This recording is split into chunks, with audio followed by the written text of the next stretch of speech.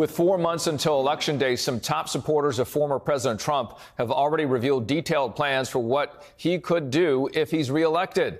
The Conservative Heritage Foundation put forward a 900-page plan to transform the federal government known as Project 2025. If you've never heard of the Heritage Foundation's Project 2025, well, it's not good. In fact, it's so dangerous, Tiny Fingers is lying about it. I know nothing about Project 2025.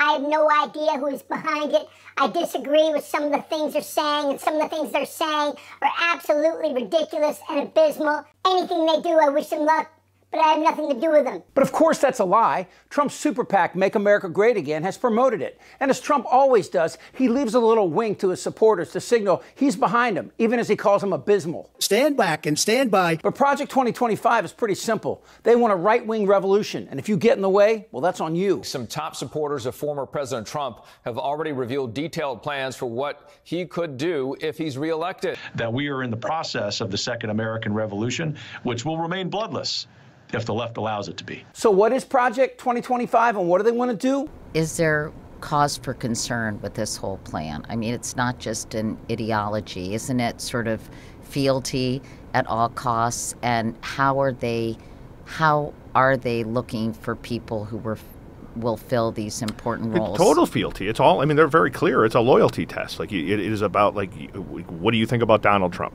And if you can't pass that, you're not going to get into the government. And it's a big deal because we're not talking a couple hundred people. We're talking it could be tens of thousands of people. It's Trump's most insane posse. And what they want is threefold. They want people who will be 100% loyal to Trump. And they want to change government as we know it. Fire thousands of bureaucrats who do the real work that no one sees, but make a huge difference in science, education, interstate commerce, infrastructure, national defense, and the works. These people, these hardworking people, are considered by Trump to be the deep state. Here's my plan to dismantle the deep state and reclaim our democracy from Washington corruption. And so whenever you have people in a public setting who are continuing to be exceptionally derogatory about government, making everyone think that everyone's on the take, making everyone think that everyone's incompetent, then you don't get the really smart people who might want to come to work to government to make government work. And so you end up with not anarchy, but you basically end up with a bunch of people who just feel like they can't trust anything, and you end up with nothing that unifies all of us. And despite Trump's claims he knows nothing about Project 2025, Trump has been praising it all along. I will immediately reissue my 2020 executive order restoring the president's authority to remove rogue bureaucrats. The second part of this is even more dangerous. Trump will clamp down firmly on your right to health care, Social Security, Medicare, unemployment, and welfare, and your First Amendment rights, especially if you're in the media that criticizes Trump. And their third wish? Compile an enemies list, and they will enact revenge. When we speak about the Justice Department, what could this transformation, what could this plan do to the Justice Department if it is implemented? Well, it's ironic that Republicans on the Hill have been holding hearings about the weaponization of the Justice Department, which they allege has happened under Joe Biden. Nothing like that's happened. We've seen President Biden stay far back from controlling the Justice Department in situations even involving the conviction of his own son. But Project 2025, and along with many of the comments that Donald Trump has made publicly, are a map for using the Justice Department both to punish Donald Trump's enemies and to help out his friends. What the founders envisioned was this robust system of checks and balances that kept any branch of government from wielding outsized power against the others.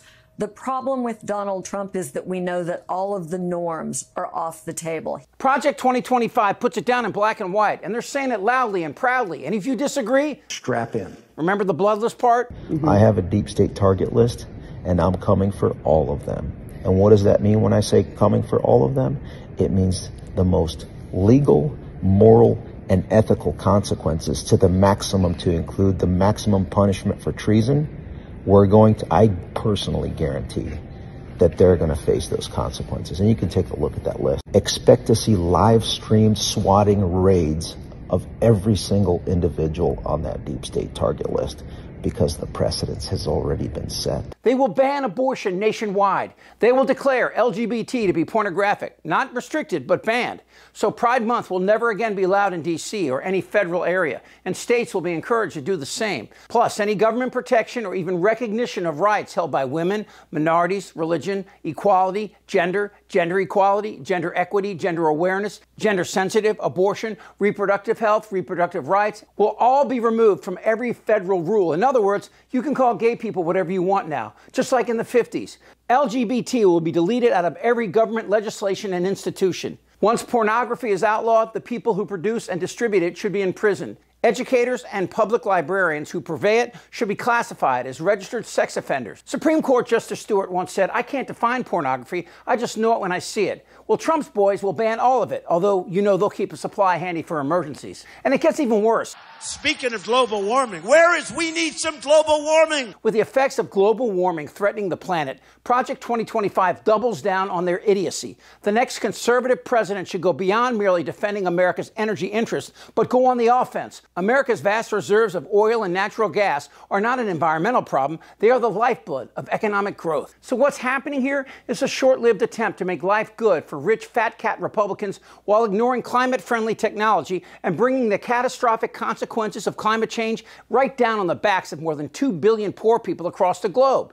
They want to establish all of this right away, and you can only do that by ignoring Congress and the courts. And the Supreme Court's decision on immunity will give them the momentum to bring all of this down at once, regardless of the constitutionality. A corrupt person, and he orders the military or orders someone to assassinate him. Is that within his official acts that for which he can get immunity? It would depend on the hypothetical, but we can see that could well be an official act. No checks, no balances, no restraints on Trump. That's why he's denying it exists, because he knows what it means. He will have an unfettered ability to reshape our country from the ground up. They would do anything I wanted to do. Anything I wanted to do right now. 100%. It's how Erdogan in Turkey, Orban in Hungary, and Putin in Russia all did it. It's dictatorship 101. I want to be a dictator. Project 2025 will only fail if Trump loses. That's it. But even if Trump loses, that's not the end of it. You think these guys will quit because they lost an election? Not likely. When somebody's the president of the United States, the authority is total. And that's the way it's got to be. Thomas, Alito, and the other 4 justices have protected polluters and have immunized Trump. They have asserted their power, but what have they really done? The Supreme Court has transformed the president into a dictator. And guess what dictators do to judges who thwart them, as any judge eventually will? Does the Supreme Court have an army? Because they just made a case against their own survival. I know words. I have the best words. Shut the up, Donnie. Who's with me? This isn't their Republican Party anymore. Am I wrong? Yeah, right. Tick-tock. You're in a lot of trouble, Donnie. I think he's crazy. I'm Chip Franklin.